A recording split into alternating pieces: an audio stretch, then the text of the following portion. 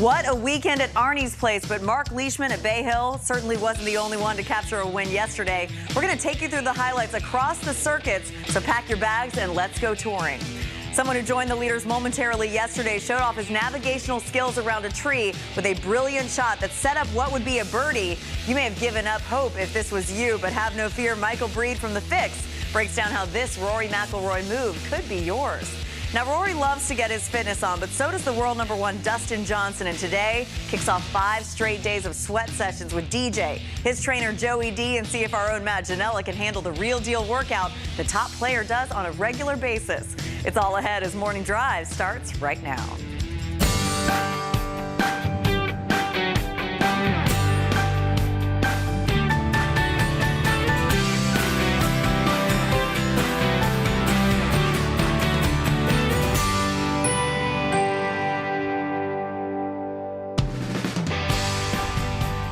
Good morning. Welcome inside Studio AP. We're back home after a great week out at Bay Hill. Gary Williams, winner on the PGA Tour, Robert Dammer, and the rest of the crew in just a moment. Good morning. I don't think anybody has been happier to put on a red cardigan as somebody was yesterday.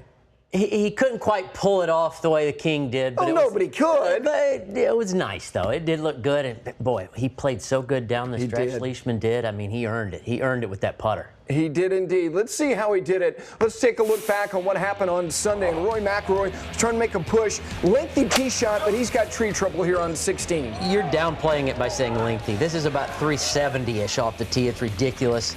And to hit that high hook around the tree, limited follow-through, was a pretty great shot, and still didn't leave himself any easy up and down, though. No, he did not. And this is something we don't focus much on with Roy, but this was brilliantly played. And for a moment, Robert, people are going, what? As was I. It looks like it goes right, and it doesn't. I've hit that many times, that putt. I can't make it. Well, how about Mark Leishman? Listen to what Sam Saunders had to say about Mark Leishman as he is putting for birdie here on the 14th. Downhill putt here. This was a good tee shot, an aggressive tee shot to that left pin there. Should be pretty slick. No surprise to see Mark playing here well here as well. Good Australian guys seem to do really well on these firm, fast greens, and you know, I keep an eye on him these last holes coming up. All right, Sam will do just that. So here he is. He reaches the green on that very gettable par 5 16th, but a lengthy eagle putt. And one of the slowest putts on the golf course, straight into the green, straight uphill, a little bit breaking to the right, and you could not be more center cut than that. That took him to 11 under par, and suddenly he is leading the golf tournament. Now, he hit his tee shot on 18 right, so he played up short of the green, and he had this little chip pitch from just short of the green. He had the entire green complex to work with. That's not the traditional Sunday pin placement for Bay Hill, but in a practice round, that up and down is really not that big a deal. On the 72nd hole of the Arnold Palmer Invitational, it was a tremendous shot. It certainly was. Not too dissimilar a line. The whole location was different from Saturday when Charlie Hoffman made that lengthy putt, but he makes that little short par putt, and he posts 11 under, and that was going to be good enough. Kevin Kisner, Charlie Hoffman could not match that number, and there is Graham McDowell, another one of the hosts. There's Sam Saunders putting on that red cardigan. Yes, you're right. Nobody can rock it the way that the King could, but a one-shot win that final round of 69. I know disappointment for Hoffman and Kisner playing together. They both posed 73s on Sunday, and Rory McIlroy was in the middle of the fairway with a wedge in his hand looking to post 11, and he wound up 3-putting. The amazing thing about Rory McIlroy, I've said it 100 times, he doesn't have to putt that well to win.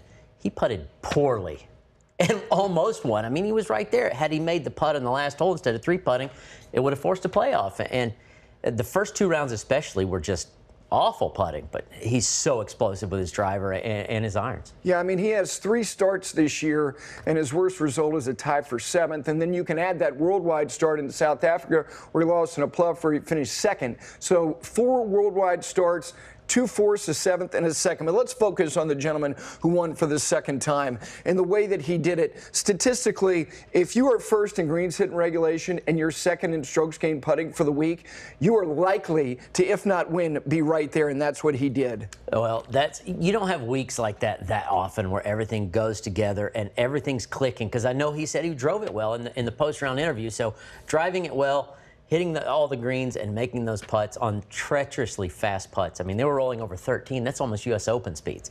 And perfect shape, but everything clicked, and just beautiful week. And great champion. Yeah, second in strokes gained putting for the week, but he's second this season on the PGA Tour in strokes gained putting, so that's not like it was an outlier week. All right, let's say good morning. Paige McKenzie, Damon Hack, how are you guys doing? Good morning, G-Dub and Mr. Darren. Paige back from Arizona, the Bank of Hope Founders Cup. Good morning, how are you? I'm doing well. It was so much fun to be a part of the broadcast out there, be back on tour, but of course in a very different capacity. But there was so much good golf all day Sunday. I think you could sit on the couch all day. A lot of great golf Sunday at API as well. How about a little watch and learn? Kevin Kisner off of the green at 15. This was just a supple is the word that comes to mind here. Yeah, and this was an unfortunate break. He ended up over the green here. Put himself in what actually is a very tricky situation. I think a lot of folks struggle with this. Tendency is to get a little armsy, get a little handsy. So go ahead and watch this and just kind of watch how he works with his body throughout. We'll have a chance to look at that again in slow-mo.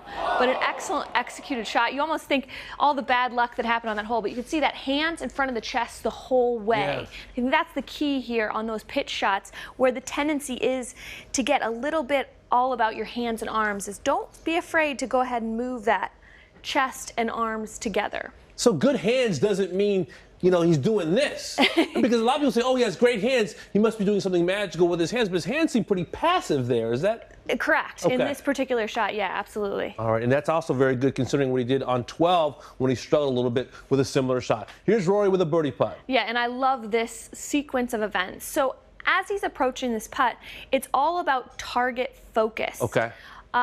Go ahead and roll this, and you'll notice he's keeping his eyes on the target all throughout. There's no practice strokes, and then even over the ball, most of his focus is again on where he's going, not what he's doing.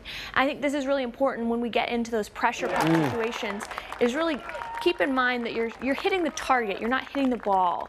And a lot of us get tied into standing over the ball too long. Yeah. Rory did that wonderfully. Looks like he stuck to his routine. How about here, over the green on the par 5 16th? This was just silly. Gary called it brilliant. It's brilliant. There's too many adjectives to use to describe this, but this shot is all about visualization. It goes downhill and then back uphill. So you really, as you approach the shot like this, you've got to calculate how you expect it to roll out. So start maybe from the hole back and realize, okay, I want it to trickle from here. Where do I need to land it? Well, land it here, there, and go ahead and roll this, and we'll see exactly how Rory does it. But if you face a shot like this, just remember this is about visualizing how you expect the shot to roll out. And it could not have been, barely could have been more beautifully judged than that. Absolutely. I think he thought he made it. I love that reaction. How about the winner, Mark Leishman? This reminded me a little bit of David Toms, Payne Stewart, laying up. You know, you take your medicine and try to make four the hard way. Yes, and the key here is making sure that you have solid contact. I know it sounds very simple, but a lot of times on these bump and runs, we often catch it where we're cutting across and creating spin. Go ahead and roll this, and you'll just see how beautifully it rolls out. And I think that's the important part, is to know how the club head needs to enter the ball in order to get it to roll out. So what I like to do when I'm faced with a bump and run is actually feel as though I'm hitting the inside of the ball, the half closest to me. That helps create the overspin, so you don't accidentally get that checkup that we don't want on a bump and run. Notice the theme to this watch and learn: short game, short game, short game, Gary Williams. All right, let's turn our attention, Damon, to the LPGA, that Bank of Hope Founders Cup. Here's Jarena Pillar on the tee on the par 3 14th, Robert. Big hitter, 6-iron from 185 yards. Oh, she probably thought she pulled it a little bit, but look at that. Second career ace. Finished at 9 under, only lost by 16 shots. Right. Sounds good, but exactly right. She would finish the day at -9. Now let's get to Anna Nordquist, who was making a bushel full of birdies. Here she is on the 13th. well, it's a testament to her good putting, but it's also a testament to how good the greens are. If you show up with a hot putter and the greens are bad, sometimes it just doesn't matter, but they were perfect. They certainly were. That gave her a 3-shot cushion. Now putting on the par 3 17th for birdie. Really? I guess that's how you get up to 25 under. I guess so. She remains 3 clear of the field. She's just a mild 26 under par, and this is, you just should have given it to her. She makes that, finishes at 25 under, 2 shots clear of a loaded leaderboard. She started the day, Robert, with a 2-shot lead, and with the number of birdies that were being made, very impressive that she never gave it up. It is impressive. It's so much harder to hold a lead on an easy golf course because someone can, if you fall asleep just for a minute, 2, 3, 4 holes, pars in a row, somebody can shoot 63, 62 and slide past you. It's much easier on a tough course where you can go fairway green, par, fairway green, par. That just makes it that much more impressive. She started the day with a 2-shot lead and closed the show. Yep, she did indeed, Damon. G-Dub, 26 birdies on the week, a 7th career LPGA win for a major champion in Anna Nordqvist. Paige, it was fun to watch. She held off a trio of major champions. What did you take away from her victory? Well, the biggest thing is just the consistency that she had throughout the entire week. To shoot 61 on Saturday was incredibly impressive, a new tournament course record. But this is a player that now is 6 for 8 in holding the 54-hole lead and going on to win. What does that tell you? It tells me that her ball striking is incredible, okay. And that once she has control, she never lets go of it, which if we look at her ball striking stats, you'll see exactly what I'm talking about. And this is week in and week out, year in and year out, starting back in 2013. This is her worst rank. 10th, of course, 2nd, 3rd, and 1st. And of course, we've only just begun the 2017 season, but you can see exactly what I mean about her ball striking stats. This is a player that doesn't make a lot of mistakes, and that makes it very difficult for anybody to chase her coming down the stretch. We're going to talk about the rules of golf a little later in the show. She had that unfortunate situation at the U.S. Women's Open last year, able to get a victory this year. Does that tell you that situation where she was in the bunker, she swept the sand and was penalized, that's behind her now with this victory? It is, and I think it was behind her probably the week following, but I think the bigger thing to learn from that is she can compete on a U.S. Open golf course where even par is always your friend, and she can compete on a golf course where she can shoot 25 under and win. That shows the breadth and the strength that Anna Nordqvist has. We will have Anna's personal physician, Dr. R. Sapai. You know him. He's a friend of the program. You see him every week on Morning Drive. He will be joining us tomorrow. G-Dub, back to you. Okay, let's take a look, Damon, at PGA Tour champions Tom Lehman. He's 2 back of Steve Stricker here on the par 3 16th, putting for birdie. Yeah, 2 back with 3 to go. This is a must-make against the freshman, as it were, Steve Stricker. Exactly right. So now here is Stricker on the green. This is hard. We don't see this very often. No, he might miss one like this once or twice a year, and that didn't even hit the hole. That's a huge shock and a 2-shot swing. Wow. Now they head to the final couple of holes, and after birdieing the par 5 17th, Stricker and Lehman head to the 18th, all tied. And here's Stricker with less than driver here on a 469-yard par 4. Well, we can question this decision. Lehman had already hit driver in the middle of the fairway. Yes, he hit 3-wood. 3-wood is the easiest club in the bag to lose left. Still, I don't think he thought that this was going to go in the water. It hit so far back and hit hard. Kind of a bad break, but a bit of a loose swing also. So for Tom Lehman, 2 putts to win. He makes par, and he would go on it for the 10th time on PGA Tour champions. Tom Lehman gets it done over, as you said, the guy making his maiden voyage out there is Steve Stricker by 1 shot, a brilliant final round of 66. Great round, and let's face it, we all thought Stricker was going to win. I mean, yes, he played so well on Saturday, and here's the guy, he's the youngest rookie out there. He's all excited, ready to go. Probably the most accomplished in the last couple years on the PGA Tour of all those players, you know, the freshest. Along with David Toms. Well, yeah, that's true as well. But, yeah. We thought, or I thought for sure, I'll admit it, that he was going to win, and Tom Lehman just said, no, well, not so fast. You got to believe, Robert, when you start looking at the likes of David Toms and Steve Stricker, we're not seeing VJ and Davis Love III make a full-time commitment out there, but that's got to be very sweet for someone like Tom Lehman to outlast somebody who just turned the age of 50 and shoot 66 in that final round. And Fred Couples was on the first page of that leaderboard as well. It was a good Bernhard Langer doing what he always does. Big he surprise. Shot 65 on Sunday. I mean, he beat Langer, he beat Couples, and most notably playing alongside Steve Stricker. That's got to be a very sweet win. Very self-satisfying, knowing I can still do it. I've been out here a while. Like I said, everybody figures, hey, Stricker's just going to win this thing, and he just stepped up and did what he had to do and finished so strong with that putt on 16, birdied 17. Had Stricker not hit it in the water on 18, he probably would have birdied 18 also. All right, let's go back over to Damon and Paige. All right, GW, you mentioned Bernard Langer. Even when he doesn't win, he makes news. Yes, he's a 30-time winner on PGA Tour Champions, a member of the World Golf Hall of Fame. He had that terrific Sunday, Gary, as you mentioned, that 65 to vault into third place in Tucson. He also did something special, setting the PGA Tour Champions record for consecutive rounds under par with 32.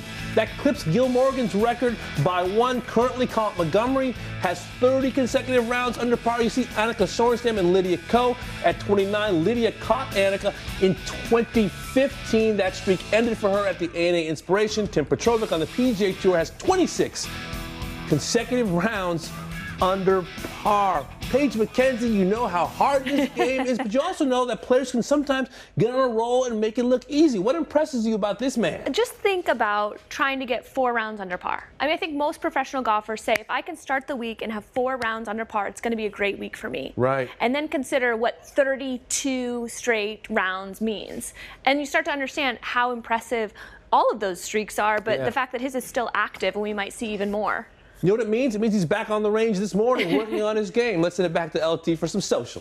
Yes, Langer, always a grinder, isn't he, no matter what he accomplishes on the PGA Tour Champions, though? Let's get back to Steve Stricker after his debut on the senior circuit, saying thank you to the Tucson Conquistadors Classic for a wonderful event. Wish I would have won. He's talking about that funny-looking hardware that would have been on his head. Congratulations, though, to the winner in Tom Lehman. It would have looked good for anyone in that winner's circle. Let's move on to someone else who did get that W. Anna Nordquist, speechless to have won the Bank of Hope Founders in Sun Devil territory. This was in Phoenix. She calls this a second home to her. Thanks so much to everyone who came out to support me this week.